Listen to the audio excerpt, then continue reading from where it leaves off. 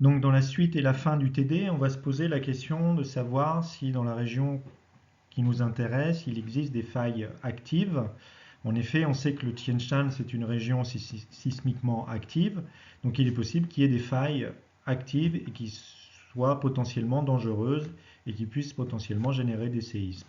Donc pour faire ça, on va faire différentes étapes. La première étape, c'est de faciliter la lecture du modèle numérique de terrain. Donc pour ça, je vous invite à faire du traitement et à faire des calculs d'ombre et à représenter le relief sous forme de dégradé de couleurs, à coupler les deux, ce qui va vous permettre de mieux voir les choses au moins au niveau du relief. Pour ça, vous avez un PowerPoint qui est disponible sur Arch qui vous donne les différentes étapes pour faire ce traitement. Et si vous travaillez sur QGIS, normalement, vous avez également un tuto qui est disponible. Donc je vous laisse un petit quart d'heure pour faire ça. C'est pas très long. Les étapes sont toutes indiquées. Il ne devrait pas y avoir de problème. On se retrouve dans 15 minutes. Donc maintenant que vous avez fait ce traitement du MNT, vous devriez réussir à mieux l'interpréter, à mieux le lire.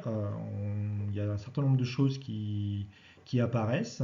Donc je vous laisse le soin de regarder ça. Et outre ce MNT, utilisez également Google Earth, World Imagery, l'ensemble des données que vous avez à disposition pour réaliser l'analyse géomorphologique du piémont nord du Tian Shan. Donc là aussi, passez un quart d'heure, bien un quart d'heure pour regarder les choses, faites-le sérieusement. Et puis on va faire la synthèse ensuite ensemble.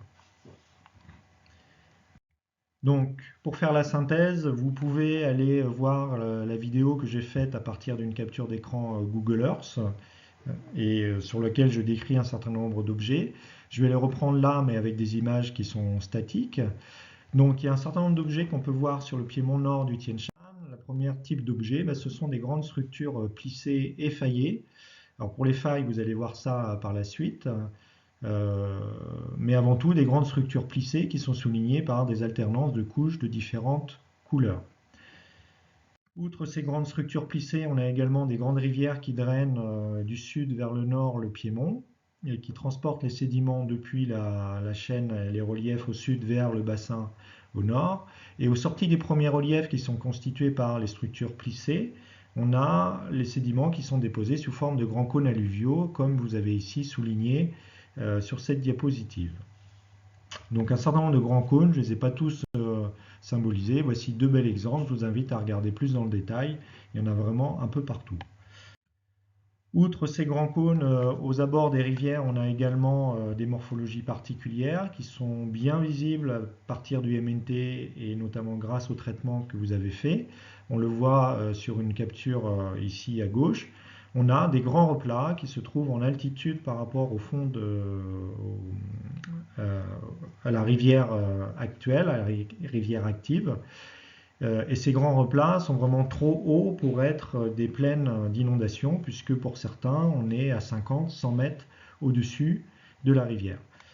Quand on zoome sur ces grands replats, voilà ce que ça donne sur Google Earth. On voit un certain nombre de différents replats à différentes altitudes, et tous sont vraiment trop hauts pour correspondre à la plaine d'inondation de la rivière. Et lorsqu'on regarde plus en détail sur ces replats, on s'aperçoit qu'il y a des formes particulières qui ressortent. Et en particulier, on voit des anciens chenaux et des anciennes barres qui séparent ces chenaux.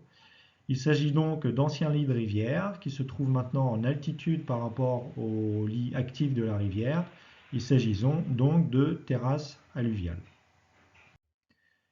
Donc je vous invite maintenant à prendre 15 minutes pour réaliser dans le détail la carte géomorphologique de la zone que je vous ai donnée dans le poly.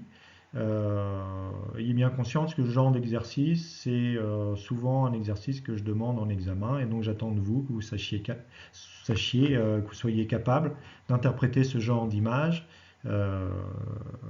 soit à partir d'images satellites, soit à partir de MNT. Voilà, donc prenez 10 à 15 minutes pour compléter la carte morphologique et le profil topographique. Faites-le sérieusement, s'il vous plaît. Donc, si on fait le point sur la carte morphologique du coin que je vous ai demandé de regarder, donc il y avait un certain nombre de terrasses alluviales à voir, quasiment 8 niveaux de terrasses alluviales, voire plus, puisque certaines terrasses, et j'ai un peu simplifié, il y a des niveaux qu'on pourrait subdiviser, par exemple dans la terrasse T5.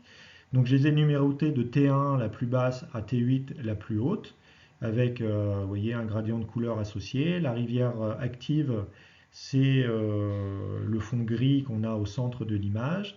Et puis on a un certain nombre de reliefs au nord-est, au nord plutôt, et puis au sud. Euh, Au sud, on peut voir sur ces reliefs un certain nombre de petits cours d'eau qui sont plus ou moins actifs, plus ou moins temporaires, et qu'au sortir de ces cours d'eau, on trouve des petits cônes qui ont cette fois une taille bien inférieure à ceux qu'on a vus précédemment. Si on regarde le profil AB, qu'est-ce que ça donne d'une manière très schématique, hein, je ne vous demandais pas de faire un truc précis, mais au moins schématiquement. Eh bien, on a la grande terrasse que j'ai appelée T8, qui est la terrasse la plus haute, et puis en dessous, on trouve un certain nombre de niveaux intermédiaires jusqu'au lit actif de la rivière.